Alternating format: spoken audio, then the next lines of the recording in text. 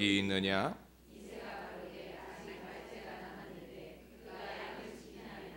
사무엘이 이새에게 이르되 보내어 그를 데려오라.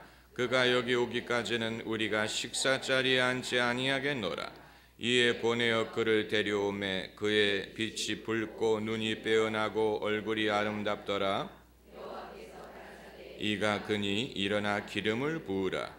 사무엘이 기름불을 취하여 그 형제 중에서 그에게 부었더니 이날 이후로 다윗이 여호와의 신에게 크게 감동되니라. 사무엘이 떠나서 라마로 가니라. 아멘. 기름 부음이라는 말은 구약 성경 시대부터 쓰던 말입니다. 베니힌 목사가 기름 부음이라는 책을 써서 이 널리 읽히는 신앙 서적이 되었죠. 일찍이 야곱이 베델에서 자기가 돌베개하고 자던 돌에 기름을 부은 사례가 있습니다. 기름을 붓는다는 말은 거룩함을 상징합니다. 하나님이 야곱에게 베델에서 나타나셨기 때문에 야곱이 그 일을 기념해서 그 장소가 하나님의 성전이요 하늘의 문이다, 이런 의미에서 그 돌에 기름을 부었습니다. 그리고 구약 성경에 계속해서 기름 부음이 등장하는데 이 모세가 이스라엘의 제사장들에게 기름을 붓습니다. 이것은 아주 상징적인 행위입니다. 기름이 뜻하는 것이 무엇입니까? 성령을 상징하지요.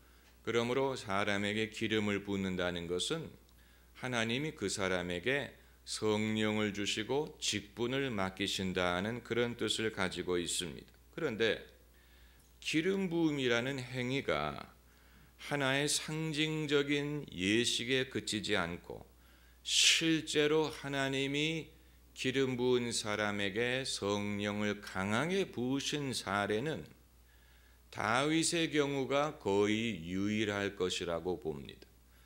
거의라는 말을 제가 쓰는 이유는 제가 알기에는 그렇다는 얘기입니다. 사무엘 선지자는 다윗에게 기름 부기 전에 사울에게도 기름을 부은 적이 있고 그 이외에도 선지자들이 많은 사람들에게 기름을 부었습니다마는 그것이 기름을 붓는 것으로 끝난 경우가 대부분인데 다윗의 경우에는 이것이 하나의 예식으로 끝나지가 않고 사무엘이 다윗에게 기름을 부은 결과로 하나님이 다윗에게 성령을 주셔서 오늘 본문을 보면 이날 이후로 다윗이 여호와의 신에게 크게 감동되니라. 정말로 성령이 다윗에게 임하셨다는 말입니다. 여러분, 상징이라는 말은 눈에 보이지 않는 실체를 눈에 보이는 방법으로 나타내기 위한 것입니다. 그래서 비둘기가 성령을 상징을 하고 평화를 상징하고 하트가 사랑을 상징하고 이런 식으로 눈에 보이지 않는 실체를 눈에 보이는 것을 통해서 나타낼 때 그것을 상징이라고 부르는데 신앙생활에도 여러 가지 상징적인 것이 있습니다마는 만일 그것이 상징으로 끝나고 실체가 따르지 않는다면 그것은 종교적인 형식으로 끝나버리고 말 것입니다. 교회 생활에는 여러 가지 상징적인 행위가 있습니다. 세례식도 그 중에 하나입니다. 세례식에서 사용하는 물, 그 물은 거룩한 물도 아니고 그 물이 사람의 죄를 씻을 수 있는 것도 아닙니다. 사람에게 물을 붓는다고 해서 그 사람의 죄가 씻김을 받을 수 있는 것이 아닙니다. 세례받는 사람의 마음속에 진정한 믿음이 없는 상황에서는 아무리 세례를 베풀어도 그 사람의 영혼이 구원받을 수 있는 것이 아닙니다. 진정한 믿음이 있고 진정한 회심이 있고 그리고 세례를 받을 때 그것이 의미가 있는 것이지, 실체가 없는 상황에서 상징은 종교적인 형식에 지나지 않을 것입니다. 성찬식도 마찬가지입니다. 성찬식 때 나누는 떡과 포도주가 실제로 예수님의 살과 피가 되느냐, 이것은 종교개혁 시대부터 신학적인 논쟁이 됐습니다마는 우리가 조금만 생각하면 금방 이해할 수 있습니다. 그럴 리가 없지요. 어떻게 그것이 그 순간에 예수님의 살과 피가 됩니까? 예수님이 처음 제자들과 성찬식을 행하실 때 제자들에게 이것을 먹으라, 이것은 나의 살이다, 이것을 마시라, 이것은 나의 피다. 그러나 예수님이 진짜 당신의 살과 피를 나눠준 것은 아니지요. 예수님의 살과 피는 이후에 예수님이 십자가에 달리실 때 그때의 희생을 당한 것이지요. 그렇기 때문에 성찬식 때 우리가 나누는 떡과 포도주는 예수님의 희생을 기억하기 위한 것이지, 예수님에 대한 믿음, 예수님에 대한 이 구원의 이 경험, 회개가 없는 상황에서 그 떡과 포도주를 먹는다고 해서 자동적으로 어떤 효험을 얻는 것은 아닙니다. 신앙적인 상징에는 어디까지나 한계가 있습니다. 저희 교회는 영적인 실체를 강조하려고 하다 보니까 상징성이 있는 예식을 최소화하려는 그런 경향이 있는데, 여러분, 이것은 우리가 유아들을 가르칠 때는, 어린아이들에게 더하기 빼기를 가르칠 때는 시청각 교재를 많이 사용을 하죠. 그래서 얘야, 아빠가 사탕을 3개를 사왔고 엄마가 2개를 사오면 모두 사탕이 몇 개냐, 이건 애들한테는 필요한 방법이지만 어른에게 그런 식으로 말을 한다고 생각을 해보세요.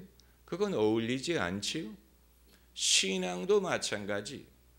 어린아이에게 신앙을 가르치는 방법이 있지만, 그러나 이미 이런 것을 이해할 줄 아는 사람에게 가르칠 때는 불필요한 시청각 교재나 불필요한 예화나 불필요한 상징이 필요가 없지요.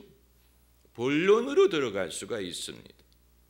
안수라는 예식도 마찬가지입니다. 안수, 목사도 안수를 받고 장로도 안수를 받고 안수집사도 안수를 받습니다. 그렇기 때문에 안수집사라고 부르는데, 그런데 만일 안수라는 행위가 그냥 사람 머리에 손을 얹는 것으로 끝나버린다면 무슨 효험이 있겠습니까?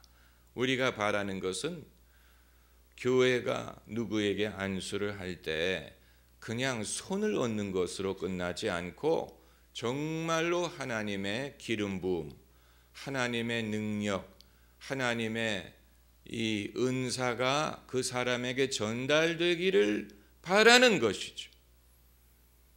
사마리아가 복음을 받아들였을 때 아직 성령이 성도들에게 임하지 않았기 때문에 예루살렘에서 베드로와 요한이 와서 그들에게 안수를 했다 그랬어요. 그랬더니 마술사 출신으로 예수를 믿었던 시몬이라는 사람이 베드로가 안수함으로 그들이 성령 받는 것을 보고 놀라서 돈을 주면서 나에게도 이런 능력을 주어 내가 안수하는 사람이 성령을 받게 해달라. 이 말은 이방인 출신으로 마술사의 경력이 있었던 시몬의 눈에도 베드로가 요한이 사람들에게 안수할 때 그것이 하나의 형식이 아니고 그냥 손을 얹는 것으로 끝나지 않고, 그렇게 했더니 정말로 하나님의 성령이 임하는 것을 봤기 때문에 자기에게도 그런 능력을 달라고 구한 것입니다. 우리가 구하는 것은 이처럼 교회가 하는 모든 일이 형식으로 끝나지 않고 어떤 외형적인 예식으로 끝나지 않고 거기에 실체가 있어서 실제로 영적인 역사가 일어나고 실제로 사람이 회개하고 회심하고 거듭나고 은혜를 받고 하나님을 경험하고 하나님이 살아계시는 것을 깨닫게 되기를 바라는 것입니다. 이것을 우리가 바라는 것이죠. 그래서 사무엘이 다윗에게 기름을 부은 뒤에 실제로 하나님의 영이 다윗에게 강하게 임했다, 이렇게 말하고 있는 것입니다. 정말로 놀라운 참 귀한 성경 구절입니다. 그러니까 사무엘이 기름을 부은 것은 하나의 형식으로 끝난 것이 아니고 실체가 따랐다는 것을 보여주는 성경 구절입니다. 여러분, 신앙이 진짜냐 가짜냐를 판가름하는 기준이 바로 여기에 있습니다. 기독교 신앙이 진짜냐 아니면 허구냐, 이것을 판단하는 기준이 바로 실체가 있느냐 없느냐에 있습니다. 우리가 우리의 신앙을 사람들에게 변론할 필요가 없는 것은 실체가 따른다면, 하나님이 정말로 역사하신다는 실체가 나타난다면 우리는 사람들에게 말로 내 신앙이 진짜라는 것을 증명할 필요가 없습니다. 왜냐하면 하나님이 그것을 증명해 주시기 때문에 그렇습니다. 만 가지 이론이 하나의 경험 앞에 무릎을 꿇을 수밖에 없습니다. 다시 말하면 하나님이 계시냐 안 계시냐, 예수님이 정말 구원하시느냐, 신앙이 효험이 있느냐, 성경이 진리냐, 여기에 대한 만 가지 이론, 만 가지 신학, 만 가지 철학이 한 가지 분명한 경험 앞에 무력하다는 것입니다. 우리가 말로 설득을 해서 사람을 믿게 하는 게 아니에요. 말로 설득을 한다고 사람이 믿을 것 같지 않아요. 그러나 그 사람이 한 번의 하나님을 경험할 수 있다면, 하나님이 자신을 사랑하시는 것, 하나님이 정말 함께 하시는 것을 한 번이라도 경험할 수 있다면 만 가지 변론을 통하여 그 사람을 설득하는 것보다도 훨씬 더 힘이 있고 훨씬 더 설득력이 있고, 그것이 그 사람의 믿음을 가능하게 할 수가 있는 것입니다. 백문이 불여 일견이라고 했는데 한 번 경험하는 것이 100번 듣는 것보다 낫다는 얘기죠. 그렇다고 우리가 보고 믿기를 원한다는 얘기는 아닙니다만 이론의 한계를 보여주는 것입니다. 유럽의 교회가 신학의 이론이 부족해서 문을 닫은 게 아니에요. 유럽의 교회가 신학적인 전통이 없어서 능력을 잃어버린 것이 아닙니다. 유럽은 세계적인 신학자들을 배출해서 수많은 신학자, 모든 철학과 모든 이 인문학과 모든 문학과 이런 발전이 처음에 유럽에서 이루어졌습니다. 첨단을 달리는 학자들이 유럽에서 배출이 됐습니다. 그런데도 불구하고 유럽의 교회가 심히 쇠퇴한 이유는 학술이 없어서가 아니고 결국은 말은 많은데 이론은 많은데 한 번 사람을 변화시킬 수 있는 하나님의 신령한 은혜를 도외시했기 때문에 그런 것입니다. 그렇기 때문에 이론은 많은데 사람들이 교회를 오지 않고 교회가 부흥하지 않고 사람들의 믿음이 능력이 없고 차가워지는 것입니다. 성령운동이 이바지한 것이 바로 이것입니다. 성령운동은 어떤 탁월한 신학적인 이론을 가지고 승부하려고 한 것이 아닙니다. 성령운동에 처음 동참한 사람들은 신학교 문턱에도 가보지 못한 사람들입니다. 그런데 그들이 성령을 경험하고 성령의 능력을 경험한 것이 교회의 부흥을 가져다 주었어요.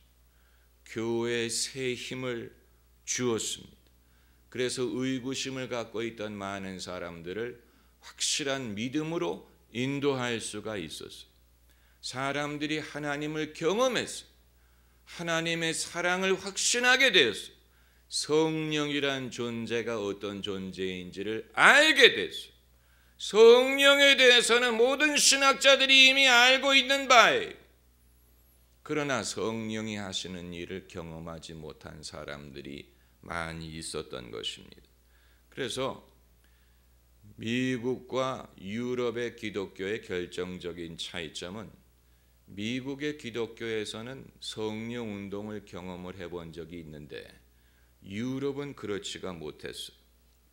그래서 20세기에 미국의 기독교는 그 생명을 유지할 수 있었지만 유럽은 많은 교회들이 문을 닫고 사람들이 교회를 떠나고 인구의 교회를 출석하는 사람들의 비율이 2%를 넘지 못하는 국가들이 많이 있습니다. 영국이 그렇고 독일이 그렇습니다. 인구의 2% 교회를 출석하는 사람들의 숫자가 왜 이렇게 됐느냐? 이 실체를 경험하지 못하는데 문제가 그게 다라고 볼 수는 없지만 다만 우리가 믿음의 확신을 얻기 위하여 영적인 경험을 쫓아다니는 것은 바람직하지 않습니다. 오늘 본문에서 다윗이 기름 부음을 받기 위하여 사무엘을 찾아온 것은 아니에요. 사무엘이 하나님의 인도를 받아서 다윗에게 기름을 부은 것이죠. 마찬가지로 사람이 내가 뭔가 기적을 보면 믿겠다. 내가 뭔가 성령을 체험하면 믿겠다. 그래서 자신의 믿음의 확신을 얻기 위하여 성령 체험을 쫓아다니는 것은 바람직하지 않습니다. 그런 식으로 성령 체험을 쫓았다가 효험을 받다는 사람을 저는 별로 본 적이 없습니다. 하나님은 그런 식으로 역사하시지 않습니다. 그것은 무엇과 같으냐면 내가 기적을 보면 믿겠다라고 하는 사람과 같습니다. 그런 사람은 백날 쫓아나다녀 기적을 보지 못합니다. 하나님은 그런 식으로 역사하시는 것이 아니에요. 내게 기적을 보여달라. 그러면 내가 믿겠다. 하나님은 그런 식으로 응답하시는 분이 아니에요. 우리가 신실한 마음으로 주님을 쫓다 보면 주님이 영적인 경험을 하게 해주시는 일은 많이 있지만 내가 영적인 경험을 얻으면 믿겠습니다. 이런 식으로 하나님은 역사하시지 않습니다.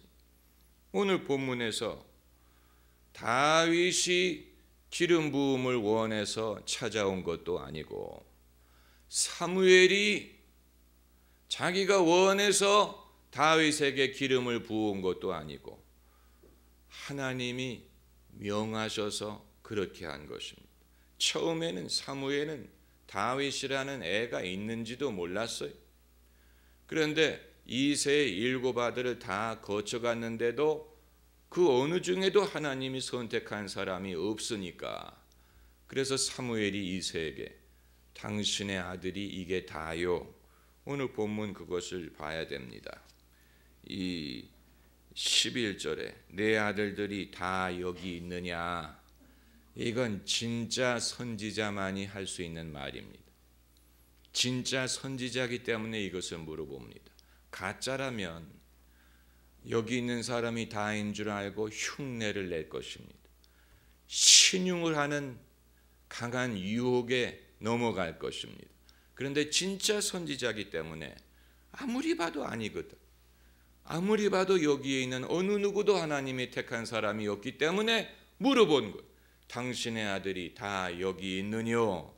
그랬더니 이새가 대답하기를 말째가 있는데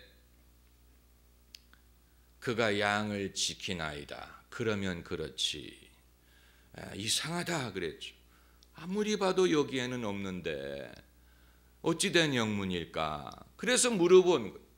그랬더니 아직 말째가 있는데 그가 들에서 양을 지키나이다. 그게 바로 다윗 막내 아들이었다는 얘기죠. 오죽하면 그 아비가 다윗에 대한 기대가 얼마나 없으면 다른 아들은 전부 다 불러서 사무엘 앞에 세워놨는데 다윗은 부를 생각도 안 했어요. 어떤 신학자들은 다윗이 배다른 형제였을 것이다. 배다른 형제였기 때문에 그 자리에 초청하지 않았을 것이다. 이런 추측을 하는 사람도 있는데, 아무튼 그 아비의 생각에는 막내 아들에 대한 아무런 기대가 없었다는 얘기예요. 설마 그래서 다른 아들은 다 옷을 입혀가지고 좋은 옷을 입혀가지고 사무엘 앞에 세웠는데 막내는 부르지도 않았어. 그러나 진짜 선지자가 그를 부릅니다. 이 11절에 보내어 그를 데려오라. 하나님이 역사하실 때 빠지려고 하면 안 됩니다. 모두가 거기에 참여해야 됩니다. 의도적으로 빠뜨리면 안 돼요. 가족 예배를 드릴 때, 우리가 가족 사진 찍을 때 가족들이 다 모여 있을 때 사진을 찍지, 애들이 학교 가고 유학 가고 시집 가고 신혼여행 갔는데 가족 사진 찍는 사람은 아무도 없음. 그러면 단둘이 찍지요. 가족들이 다 모였을 때 가족 사진을 찍는 것처럼 하나님이 우리 집에 은혜를 주실 때는 가족들이 다 모여야 됩니다. 아들, 손자, 며느리 다 모여서 함께 기도하고 함께 하나님의 역사를 기다려야죠. 사람을 빠뜨리면 안 돼. 뭐 밥 먹을 때 빠뜨리는 것도 섭섭한데, 맛있는 거 나눠 먹을 때 누구를 안 부른다. 얼마나 섭섭합니까? 그런데 그거보다 섭섭한 것은 하나님이 기름을 부으러 종을 보내셨는데 누구를 빠뜨리는 것, 그건 정말 섭섭한 것입니다. 그런데 사람은 빠뜨리지만 하나님은 누가 빠졌는지를 아십니다. 할렐루야. 사람은 잊어버려, 사람은 빠뜨려. 그러나 하나님은 누가 빠졌는지를 아시고 빠진 사람이 참여할 기회를 주시는 것입니다. 그래서 막내가 왔는데 보니까 빛이 붉고 눈이 빼어나고 얼굴이 아름답더라. 여호와께서 가라사대 이가 그니 일어나 기름을 부으라. 그러니까 기름에는 임자가 있어요. 사무엘이 뿔에 담아 가지고 온 기름은 임자가 있어요. 아무에게나 부을 수 있는 것이 아니에요. 임자가 있어요. 그 사람에게 부어야 그 기름 부음이 효험이 있을 수가 있는 것입니다. 이처럼 하나님의 부르심, 하나님의 은사에는 다 임자가 있습니다. 남의 부르심을 내가 차지할 수 없습니다. 남의 은사를 내가 흉내낼 수 없습니다. 내게 주시는 부르심, 내게 주시는 은사만을 얻을 수가 있습니다. 그러므로 우리는 남의 은사를 부러워하면 안 돼. 남의 부르심을 탐내면 안 됩니다. 저 사람이 저런 일을 하니까 나도 해야지. 아니, 그 사람은 그 사람의 부르심이 있고 나는 나의 부르심이 있는 것입니다. 베드로는 유대인을 위한 사도고 바울은 이방인을 위한 사도예요. 야고보는 12명 중에 제일 먼저 순교할 사람이지만 요한은 그 중에 제일 늦게까지 살아있을 사람입니다. 사람마다 부름받음이 다르고 사람마다 역할이 달라요. 기름 부음에도 임자가 있어요. 그래서 임자가 올 때까지 기다렸다가 그에게 부은 것입니다. 그럼 나머지는 깍두기란 얘기냐? 나머지는 구경꾼이라는 얘기냐? 그건 아니지만 적어도 하나님이 쓰시기 위하여 선택하는 사람은 사람의 생각과는 다르다는 얘기. 사람이 기대한 것과는 달라요. 사무엘은 이새의 첫째 아들이 하나님이 쓰실 만한 인물이라고 생각했지만 그건 외모로 판단한 것이었습니다. 외모로 판단했을 때는 큰아들이 그럴듯해 보였어요. 그렇지만 주님이 뭐라고 말씀하셨습니까? 너희는 외모를 취하나 나 여호와는 중심을 보느니라. 주님이 보시는 중심은 무엇인지 우리가 알 수 없습니다. 당연히 알 수 없죠. 우리는 외모를 보니까. 당연히 모르죠. 우리는 외모를 보니까. 하나님이 그러셔서 너희는 외모를 취하나 나는 중심을 보느니라. 중심은 하나님만이 보실 수 있는 거예요. 영적인 거예요. 하나님의 성령은 깊은 것을 통달하신다라고 했는데 하나님은 깊은 것을 보십니다. 무엇을 보시는지 우리가 처음에는 잘 모릅니다. 그래서 오늘 이 설교를 통해서 여러분이 알게 되기를 원하는 것은 첫째로 우리 신앙생활에는 눈에 보이지 않지만 영적인 실체가 존재한다는 사실. 당연한 얘기입니다마는 그러나 잊어버리기가 쉽습니다. 이것을 남에게 설명하기는 어려워요. 그 사람이 경험하기 전까지는 내가 경험하고 내가 아는 실체, 그것이 나로 하여금 믿는 사람이 되게 하는 것입니다. 우리가 형식을 보고 감동받는 게 아니에요. 형식도 어느 정도는 매력이 있을 수 있어요.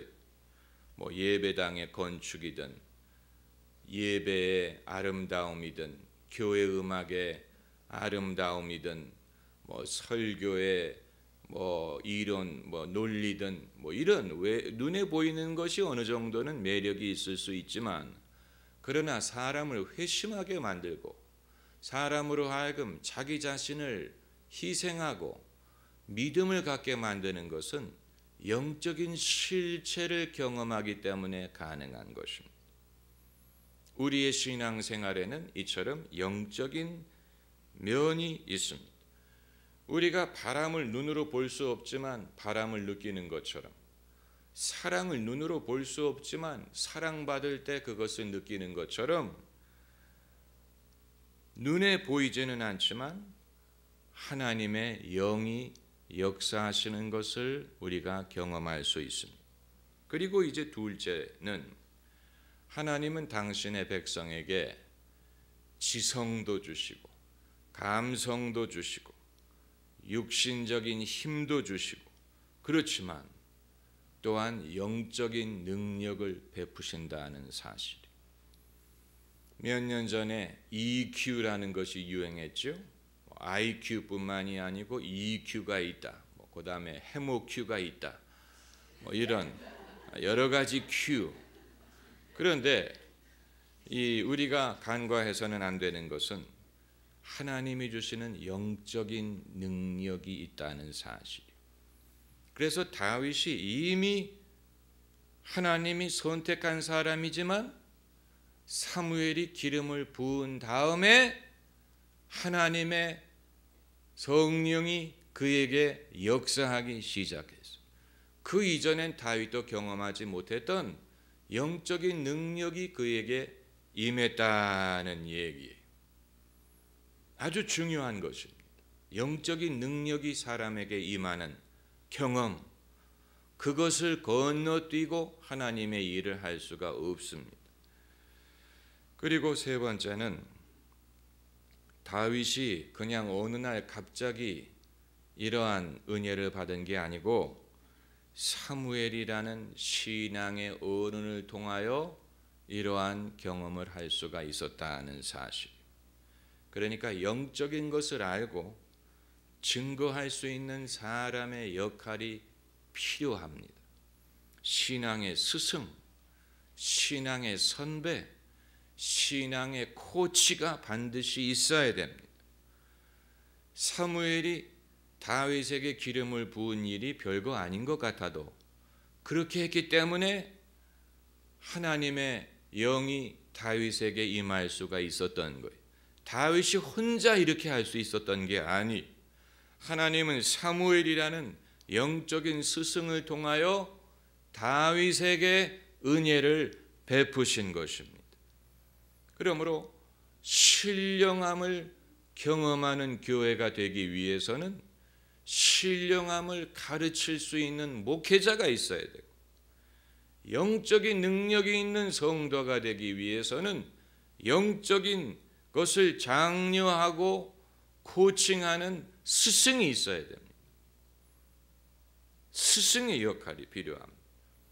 유능한 연주가들을 보면, 세계적인 연주가들을 보면 그들은 다 스승이 있었어요. 그런데 그 스승도 세계적인 연주자가 된 건 아니에요. 스승은 연주자가 아니지만 그러나 훌륭한 연주자를 키울 수 있는 능력이 있어요. 마찬가지로